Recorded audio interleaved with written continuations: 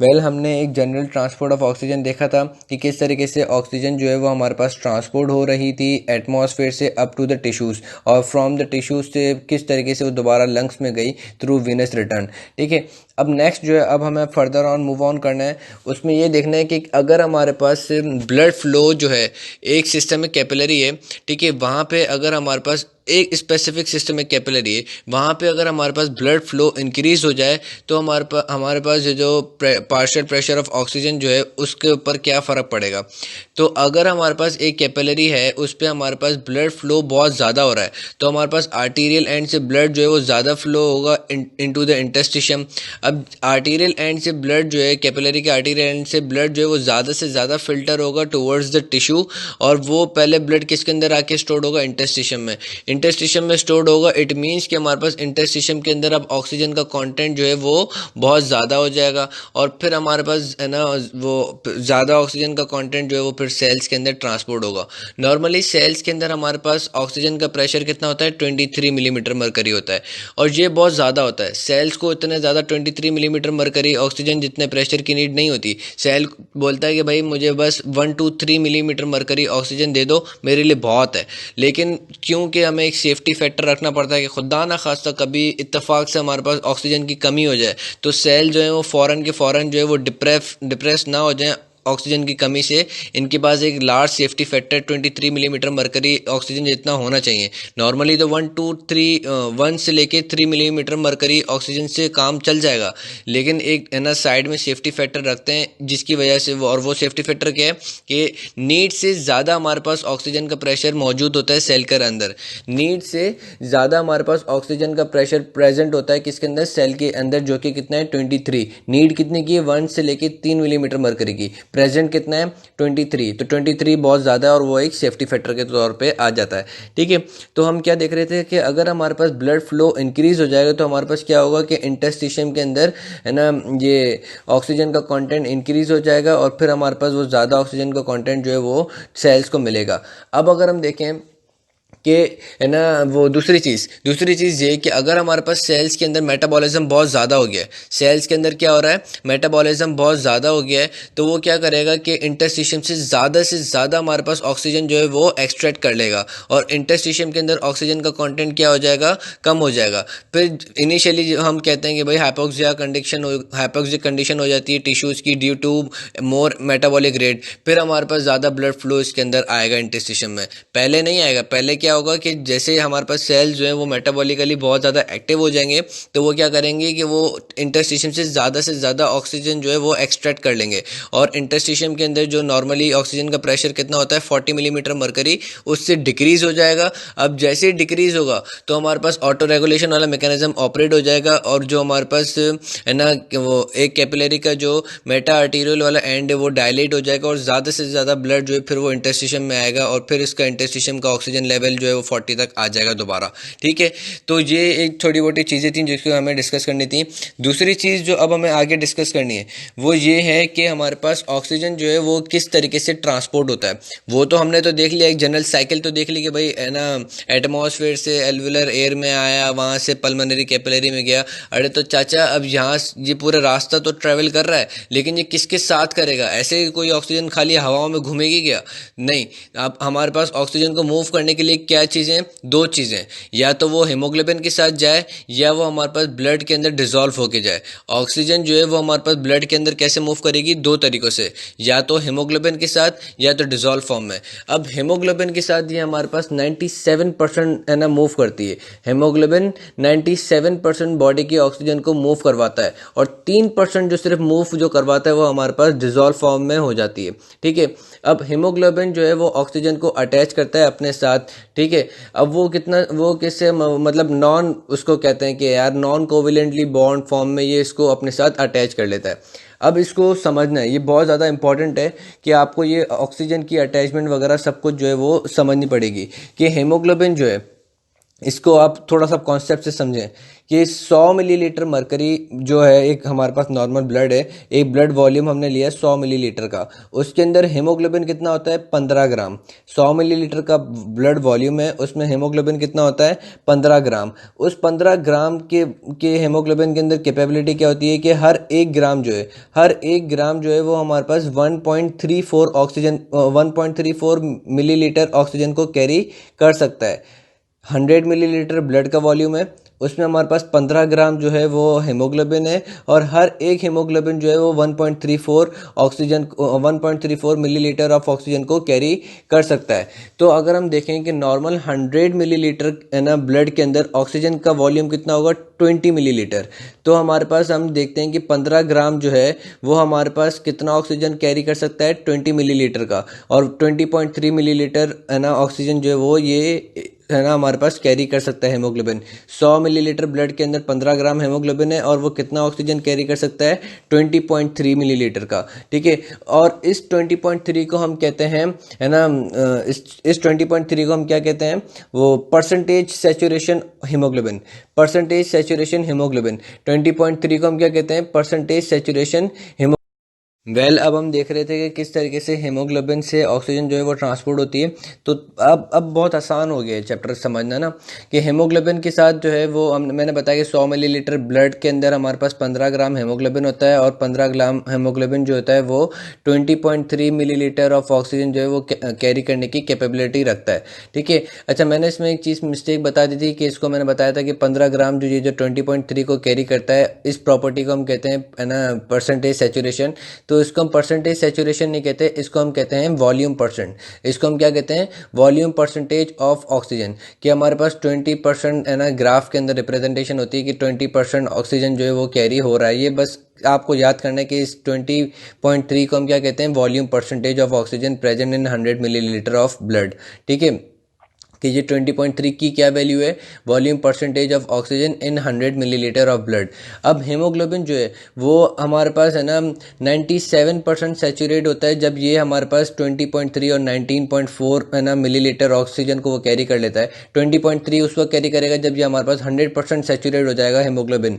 Haemoglobin 15 ग्राम पूरा का पूरा 15 ग्राम जो है वो ऑक्सीजन के साथ सेचुरेट हो जाएगा, तो वो उस टाइम पे 20.3 मिलीलीटर ऑक्सीजन को कैरी कर लेगा, और उस वक्त हम बोलेंगे कि 100% हीमोग्लोबिन सेचुरेट हो जाता है। लेकिन ऐसा नहीं होता, इम्प्योरिटीज़ की वजह से 100% है ना कैरी नहीं होता। फिर कितना होता है 97% है ना हीमोग्लोबिन पूरा उससे ऑक्सीजन से सेचुरेट हो जाता है, यानी कि 97% सेचुरेशन वैल्यू आ जाएगी कि हीमोग्लोबिन के अंदर जो 15 ग्राम है वो हमारे पास कितना ऑक्सीजन ले रहा है 97% तक है ना वो सेचुरेट हो रहा है ऑक्सीजन के साथ। ठीक है, यानी कि 19.4 मिलीलीटर जो है वो ऑक्सीजन को ये कैरी कर रहा है। 20.3 अगर कैरी कर लेता तो 100% सेचुरेट हो जाता।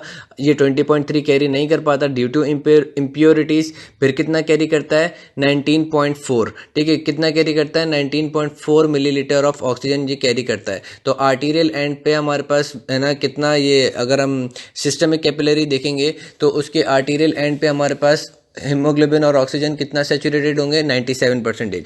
अब क्या होता है कि 19.4 मिलीलीटर जो है वो ऑक्सीजन जो है वो हीमोग्लोबिन के साथ ट्रांसपोर्ट हो रहा है एक 100 मिलीलीटर ब्लड में। 100 मिलीलीटर ब्लड है, उसको हमें ट्रांसपोर्ट करवाना है। अगर हम देखते हैं कि है ना वो टिश्यूज़ से लेके हम ट्रांसपोर्ट करवाते हैं up to the lungs. Tissues के हम एक टिश्यू है उसके ऊपर एक कैपिलरी है, कैपिलरी का आर्टीरियल एंड है, वहाँ पे हमारे पास क्या होगा कि है ना आर्टीरियल ब्लड होगा। हम 100 मिलीलीटर का ब्लड ही कंसिडर करते हैं। उस 100 मिलीलीटर के ब्लड के अंदर अगर हम कंसिडर करें कि हीमोग्लोबिन और ऑक्सीजन जो है वो फुल 97% तक सैचुरेटेड हुए हुए हैं, और हमारे पास है ना उस सैचुरेशन में ऑक्सीजन कितना ट्रांसपोर्ट हो रहा है 19.4। ठीक है, अब 19.4 मिलीलीटर जो है वो आर्टीरियल एंड पे ऑक्सीजन है। अब अगर हम वीनस एंड पे देखेंगे, वीनस एंड पे क्या होता है कि हमारे पास ऑक्सीजन का प्रेशर हो जाता है 14.4। वीनस एंड पे हमारे पास ऑक्सीजन का जो वो होता है अमाउंट होता है, सॉरी प्रेशर नहीं, प्रेशर तो हमारे पास 40 होता है लेकिन अमाउंट कितना होता है 14.4 मिलीलीटर।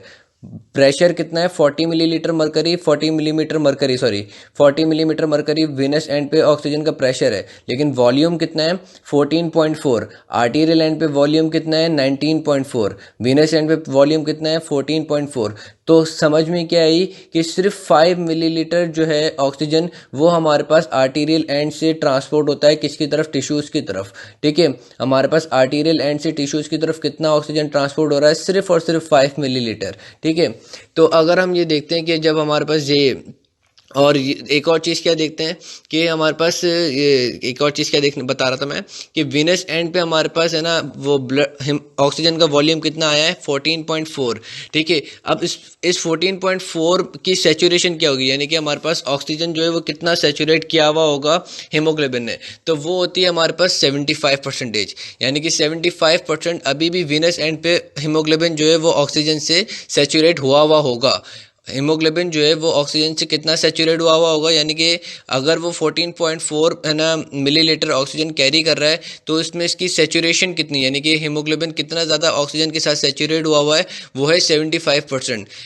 आर्टीरियल एंड पे कितना सेचुरेटेड था 97%, जब वो 19.4 मिलीलीटर ऑफ ऑक्सीजन को कैरी कर रहा था।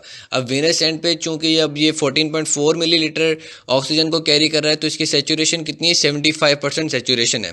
ठीक है, तो ये चीज़ जो है ये आपको याद रखनी है। अब हीमोग्लोबिन जो है वो क्या करता है कि एक्ट करता है एज अ बफर। वो हमारे पास है ना, अगर हम लोग जाएं सपोज करो हम है ना डीप सी के अंदर चले जाएं, हीमोग्लोबिन बफरिंग सिस्टम हम थोड़ा सा पढ़ रहे थे और ये थोड़ा कॉम्प्लिकेटेड भी है कि हमारे पास हीमोग्लोबिन जो है वो किस तरीके से है ना बफरिंग रोल प्ले कराता है इन ट्रांसपोर्ट ऑफ ऑक्सीजन। अजीब सी बात है कि यार हीमोग्लोबिन किस तरीके से बफरिंग रोल प्ले करता है इन ट्रांसपोर्ट ऑफ ऑक्सीजन। ठीक है, वो इस तरीके से करता है कि आर्टीरियल एंड पे हमारे पास ऑक्सीजन का कंटेंट कितना है 19.4, वीनस एंड पे हमारे पास ऑक्सीजन का कंटेंट कितना है 14.4। तो हमारे पास नेट ट्रांसपोर्ट ऑक्सीजन कितनी हो रही है 5 मिलीलीटर। नेट ट्रांसपोर्ट हमारे पास ऑक्सीजन कितनी हो रही है 5 मिलीलीटर ऑक्सीजन जो है वो हमारे पास टिश्यूज़ की तरफ ट्रांसपोर्ट हो रही है।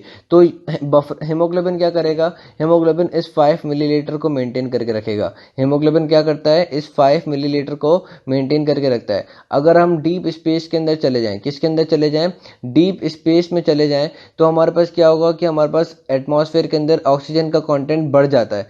सपोज करो हमारे पास एटमॉस्फेयर में ऑक्सीजन का कंटेंट इतना बढ़ गया कि एल्विलर एयर में ऑक्सीजन जो आई है उसका प्रेशर है 500 मिलीमीटर मरकरी। एल्विलर एयर के अंदर जो ऑक्सीजन आई है उसका प्रेशर है कितना 500 मिलीमीटर मरकरी। ठीक है, अब नॉर्मल सी बात है कि नॉर्मल हमारे पास एल्विलर एयर में ऑक्सीजन का प्रेशर कितना होता है 104। अब आ कितना रहा है 500, नॉर्मली कितना होता है 104। जब 104 मिलीमीटर मरकरी हमारे पास ऑक्सीजन का प्रेशर था तो वो हमारे पास जब डिफ्यूज़ होती थी किसके अंदर, पल्मोनरी कैपिलरी के अंदर, और वहाँ पे जो हमारे पास ना पल्मोनरी कैपिलरी के वेनस एंड पे हमारे पास हीमोग्लोबिन को कितना सेचुरेट कर देती थी 97%। तो सिर्फ 104 मिलीमीटर मरकरी ऑक्सीजन का प्रेशर जब था तब हमारे पास हीमोग्लोबिन सेचुरेट हो जाता था।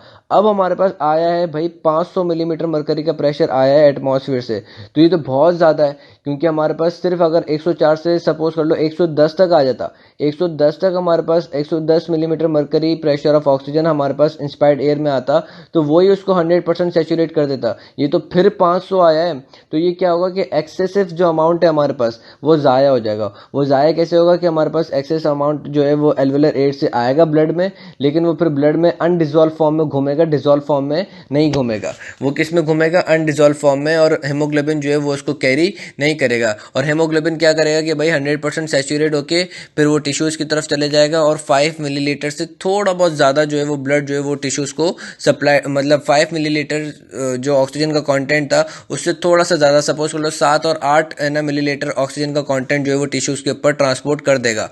ठीक है, डिस्पाइट कि हमारे पास ऑक्सीजन का प्रेशर के अंदर कितनी चेंजिंग आई थी 104 से 500 तक चेंजिंग आई, लेकिन एल्विलर टिश्यूज़ की तरफ जो हमारे पास ऑक्सीजन का कंटेंट, ऑक्सीजन का अमाउंट जो ट्रांसफ़र हुआ है वो बस 1 या 2 मिलीलीटर का ज़्यादा इजाफी फ़र्क आया है, ज़्यादा फ़र्क नहीं आया है। डिस्पाइट की प्रेशर ऑफ ऑक्सीजन के अंदर कितना चेंजिंग आई है 104 से 500 की चेंजिंग आ गई, लेकिन उस चेंजिंग से भी हमारे पास जो ट्रांसपोर्ट हो रहा है टिश्यूज़ की तरफ ऑक्सीजन का अमाउंट वो सिर्फ 5 से 7 मिलीलीटर का फ़र्क आया है, या वी कैन से नीचे कि है ना 5 मिलीलीटर ऑक्सीजन नॉर्मली ट्रांसपोर्ट हो रही थी, अब हमारे पास कितनी ट्रांसपोर्ट हो रही है, सपोज कर लो कि 7 मिलीलीटर ट्रांसपोर्ट हो रही है, तो सिर्फ 2 मिलीलीटर का ज़्यादा इजाफी फैक्टर आया है। बाकी प्रेशर कितना चेंज हुआ है, 104 से 500 चेंज हुआ है। उसके बावजूद भी हमारे पास टिश्यूज़ की तरफ जो अमाउंट ऑक्सीजन का ट्रांसपोर्ट हुआ है वो सिर्फ 2 मिलीलीटर ज़्यादा ट्रांसपोर्ट हुआ है। तो इस तरीके से हमारे पास हीमोग्लोबिन क्या करता है कि वो हमारे पास एक कांस्टेंट सप्लाई करवाता है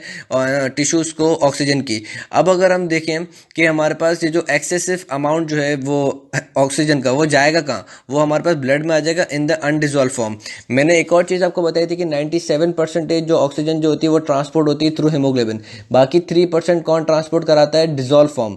बाकी 3% कौन ट्रांसपोर्ट कराता है कि ऑक्सीजन जो होती है वो हमारे पास ब्लड प्लाज्मा में डिजॉल्व हो जाती है। वो जैसे हमारे पास टिश्यू कैपिलरी की तरफ पहुंचती है तो फिर वो डिजॉल्व फॉर्म वाली जो ऑक्सीजन जो है वो टिश्यूज़ के अंदर ट्रांसपोर्ट हो जाती है। तो ये सिर्फ 3% ट्रांसपोर्ट होता है। कितना होता है, 3% ट्रांसपोर्ट।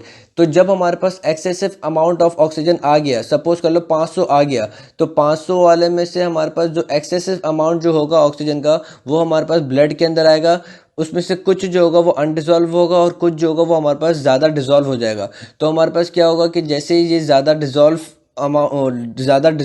ऑक्सीजन से हुआ ब्लड ज़्यादा डिजॉल्व ऑक्सीजन से हुआ ब्लड जब वो हमारे पास कैपिलरी के आर्टीरियल एंड पे पहुंचेगा तो वो क्या करेगा कि ज़्यादा डिजॉल्व फॉर्म में ऑक्सीजन जो है वो उसको सप्लाई कर देगा, है ना, उसको सेल्स को सप्लाई कर देगा। 90 वो सेल्स को क्या होगा कि हेमोग्लोबिन से तो 97% सप्लाई हो जाएगी। बाकी अब ये 3% से ज़्यादा जो है ना वो हमारे पास ऑक्सीजन जो है वो डिजॉल्व फॉर्म से सप्लाई होगी किसको, टिश्यूज़ को। तो इससे क्या होगा, हमारे पास टिश्यूज़ के सेल जो हैं वो एबनॉर्मली तौर पे बिहेव करना शुरू कर देंगे और हमारे पास क्या होगा कि एक क्लिनिकल कंडीशन होती है जिसको हम कहते हैं ऑक्सीजन पॉइजनिंग, वो हमारे पास हो जाएगी। उस ऑक्सीजन पॉइजनिंग में हमारे पास क्या होता है कि है ना ब्रेन के अंदर कन्वल्जन्स वगैरह अजीब सी है ना वो चीज़ें होना, ब्रेन कन्वल्जन और डेथ होना शुरू हो जाती है।